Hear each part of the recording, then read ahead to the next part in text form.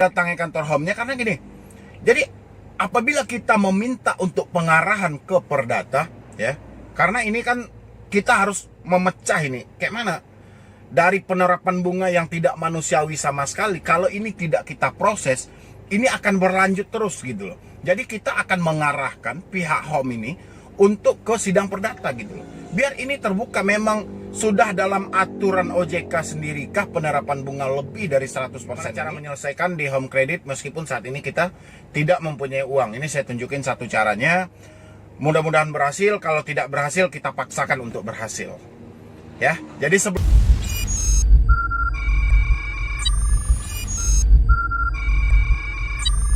Halo, assalamualaikum warahmatullahi wabarakatuh. Selamat siang ya kepada teman-teman semuanya, khususnya yang selalu menantikan video terbaru atau updatean terbaru dari channel Solusi Utang. Oke, jadi di sini masih banyak yang bertanya ke saya gitu. Seperti judul yang saya bikinkan saat ini, sudah tidak mempunyai uang, gimana cara mencicil di home credit gitu ya. Karena ini banyak pertanyaan dari teman-teman semuanya. Assalamualaikum Bang Medi, mohon maaf saya terikat di home credit dana multiguna.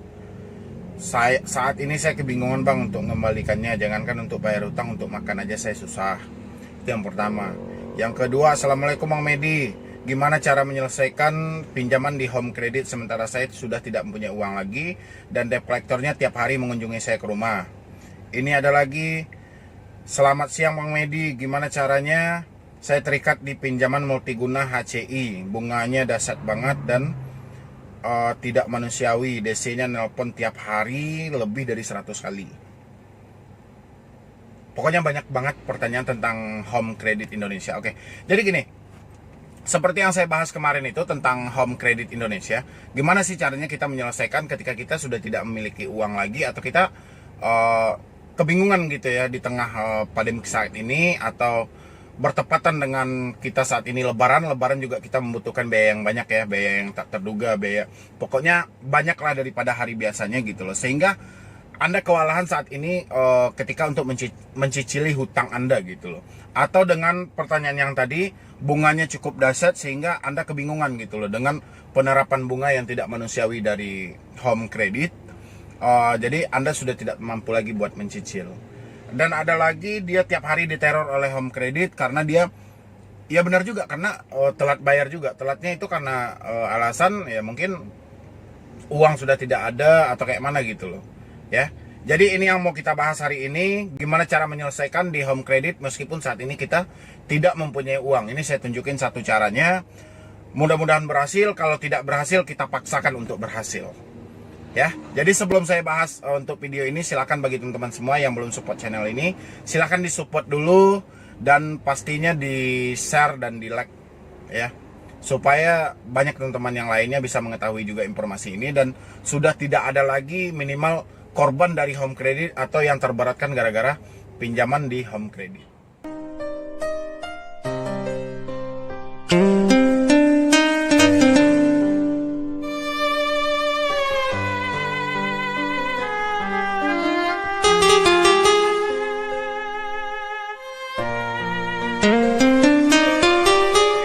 Terima kasih ya untuk teman-teman yang sudah support channel ini dan sekalian juga share dan like ke teman-teman yang lainnya. Oke, jadi kita bahas ya. Di tengah situasi yang seperti ini, ketika Anda memiliki hutang di home credit, ya, ditambah Anda sudah tidak ada biaya, sudah kebingungan, Anda diteror tiap hari.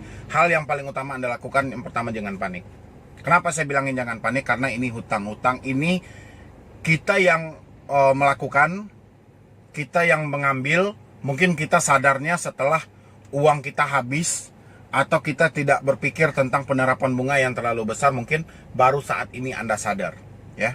Tapi Anda tidak perlu panik yang berlebihan atau menyesal yang terlalu jauh gitu ya. Ini kalau saran saya ya. Meskipun saat ini Anda belum mempunyai uang, Anda belum bisa untuk mencicil atau mengembalikan uang yang ada di home, saran saya adalah Anda datangi kantor mereka. Kenapa? Karena hampir menyeluruh di setiap daerah pasti ada kantor home. Anda datangi, itu yang paling pertama. Meskipun saat ini Anda belum punya uang. Kenapa? Karena kita harus menunjukkan itikat baik kita dulu. Ya, ini bukan berarti Anda harus membayar di situ, enggak, tapi Anda harus menunjukkan itikat baik Anda dulu. Ya, debt collector-nya Bang, bolak-balik datang ke rumah, debt collector nggak ngaruh. Kenapa saya bilang nggak ngaruh? Karena memang tugas mereka untuk mengunjungi orang-orang ini. Tapi kalau mereka sudah di luar dari SOP yang diterapkan, contohnya mereka mencaci maki Anda, mengancam Anda, menakut-nakuti Anda, baru debt collectornya kita permasalahkan. Tapi kalau sekedar dia datang berkunjung ke rumah Anda, menjemput tagihan atau menanya soal kelanjutan dari hutang Anda, itu memang udah tugas mereka. Kita juga nggak bisa ya melarang mereka untuk tidak mendatangi orang itu ya, kayak mana gitu. Sedangkan peraturan PSBB aja mereka langgar, ya gimana kita mau melarang? Saat ini mereka mau datang, terserah Anda mau nemui mau tidak, itu terserah bagi Anda. Tapi kalau saran saya ini saat ini, karena Anda sudah tidak mempunyai uang lagi gitu loh ya, Anda sudah kebingungan untuk mengembalikan dana yang ada di home ini seperti apa gitu loh ya, di tengah situasi seperti ini ya. Saya tahu gini, karena penerapan bunga atas dasar multiguna yang ditawarkan oleh home ini lebih dari 100%. Ya, 100% aja orang-orang tidak akan mampu, apalagi lebih dari 100%. Ini udah kebanyakan kasus. Makanya saya saranin saya gini, meskipun Anda saat ini tidak mempunyai uang sama sekali, Anda datangi kantor home-nya gitu.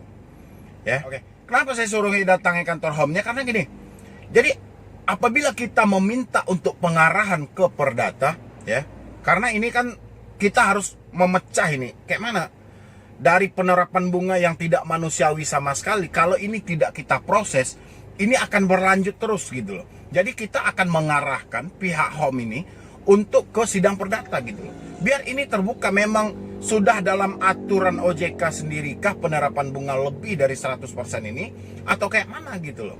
Sehingga tidak ada ruang pengaduan publik yang berhasil diadukan ke OJK gitu loh. Jadi contohnya, saya ini terikat di home credit, saya mengeluh karena bunganya terlalu besar, debt collectornya menagih tiap hari, datang ke rumah mencaci maki, tapi nggak ada tanggapan dari OJK gitu loh.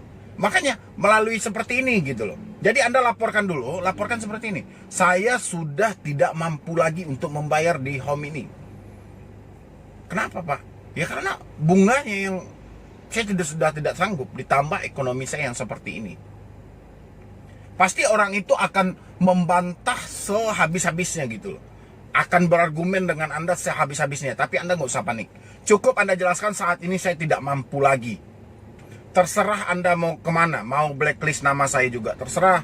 Mau mengajukan ini ke perdata juga boleh. Nggak ada masalah. Yang jelas saya sudah tidak mampu lagi dengan penerapan bunga yang lebih dari 100%. Itu aja. Yang penting Anda datangi dulu, Anda jangan panik, Anda jangan takut gitu. Yang penting Anda datangi, Anda kasih pemberitahuan gitu loh. Ya. Setelah itu, meskipun saat ini gitu loh, Anda sudah tidak mempunyai uang sama sekali, yang penting itikat baik kita itu sudah ada. Ya. Dan kita pengen, saya pribadi saya pengen kasus orang yang gagal bayar di home credit diangkat ke perdata ini biar jelas. Karena di sini penerapan bunganya tidak manusiawi sama sekali. Ya. Minjam 10 juta balikinnya 25 juta. Minjam 15 juta balikinnya 35 juta. Ngeri nggak itu gitu? Ada yang sampai 200%. Makanya jalan satu-satunya saat ini adalah memang cocok banget gitu loh. Meskipun Anda ada uang, stop dulu pembayarannya, tapi jangan lupa beri laporan. Saya tidak sanggup lagi. Terserah Anda mau blacklist nama saya juga boleh, Anda mau ngarahkan saya ke perdata juga boleh. Ya, yang penting Anda nggak boleh takut. Tidak boleh takut. Debt collector biasanya menekan di satu sisi di mana kelemahan kita mereka lihat. Tapi kalau kita tidak melihatkan suatu kelemahan kita, debt collector kebingungan untuk menekan kita. Meskipun home credit menyewa orang sewaan untuk sebagai debt collector mereka, itu nggak jadi masalah gitu loh. Ya. Selagi mereka bertindak di dalam SOP, ya, itu nggak ada masalah. Tapi kalau udah di luar itu, Anda jangan lupa dokumentasikan. Dokumentasikan berupa apa? Rekaman, video, foto, semuanya Anda dokumentasikan di situ. Jadi biar kita melihat buktinya. Biar jangan Anda bercerita ke saya, home credit mencaci maki Pak, mempermalukan saya, tapi buktinya nggak ada ya, percuma gitu loh. Dan kita itu butuh buktinya. Ya. Jadi saran saya untuk teman-teman semuanya, seperti itu. Ketika Anda menyatakan sudah tidak mampu lagi untuk mencicil atau membayar di home credit, minimal Anda datangi kantor mereka, beri pemberitahuan. Jangan titip sama debt collector. Jangan pesan sama debt collector. Kata debt collector tidak berpengaruh nanti sampai ke HRD mereka. Ya. Jadi abaikan debt collector yang menelpon Anda, abaikan debt collector yang datang ke rumah, datangi kantor mereka, jelaskan titik temu permasalahan Anda saat ini. Ya, kalau mereka bisa menanggapi dan memberikan solusi yang terbaiknya, oke, kita ikuti. Tapi kalau di luar tidak ada tanggapan sama sekali, justru argumentasi atau hujatan, dengan kata lain, kenapa Anda meminjam, setelah Anda minjam tidak bisa membalikan, Anda abaikan aja, tinggalkan kantor home credit, yaudah, tunggu, mereka mau proses kita kemana. Ya, intinya Anda tidak boleh takut, tidak boleh panik gitu loh. Ketika Anda memutuskan sudah tidak mampu bayar, harus persiapkan diri untuk segala risikonya. Yang jelas Anda tidak akan dipenjara. Ya. Jadi untuk teman-teman semuanya yang bertanya ke saya, kurang lebih jawabannya seperti itu. Minimal tunjukkan sedikit dulu itikat baik kita. Yang penting kita sudah ada penyampaian, sudah ada pemberitahuan gitu loh, di awal gitu kan. Jangan sampai kita tidak ada pemberitahuan sama sekali. Jadi nanti bisa bermacam-macam proses yang dilalui. Tapi kalau kita sudah menunjukkan itikat baik kita, insya Allah gitu loh, Anda akan aman, Anda tidak akan diadukan macam-macam gitu. Yang penting Anda jangan pernah takut, jangan pernah panik. Kuncinya ketika kita gagal bayar hutang adalah kendalikan pikiran Anda dengan maksimal. Oke? Jadi cuman itu dulu yang dapat saya sampaikan. Terlebih dan terkurangnya saya mohon maaf. Dan sekali lagi saya ucapkan, karena kita mungkin hari kedua ya di hari Lebaran, jadi saya Medi Broni beserta tim mengucapkan selamat hari Lebaran 1441 Hijriah. Mohon maaf lahir dan batin. Ya, jadi untuk teman-teman semuanya nanti yang mau curhat atau konsultasi sama saya, silahkan di nomor yang ada di bawah ini. Juga Anda juga bisa menggunakan jasa tim saya, terserah, tapi tolong dipikirkan kembali, karena menggunakan jasa tim itu udah pasti ini ada jasa gitu. Ya, tapi ini tidak ada paksaan. Selagi Anda konsultasi dan diskusi sama saya, insya Allah Anda tidak perlu membayar sama sekali. Oke, jadi sekian dulu dari saya, Medi Broni. Wassalam.